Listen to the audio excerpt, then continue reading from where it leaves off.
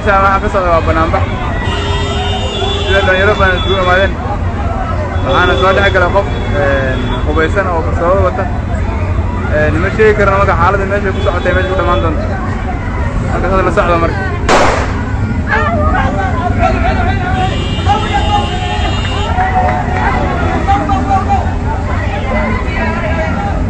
marka ujeedin gabadha xabad ku taagaya marka waa arkaysi marka qoladii qas ka jira wadanka waxaasna waxa uu wacan siyaasiyiinta dalka taasoo u arkay shacabka inay yihiin dhuxul ama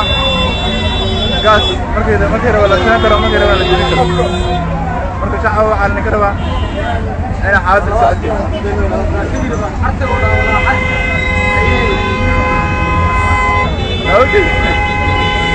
أوجد بستولد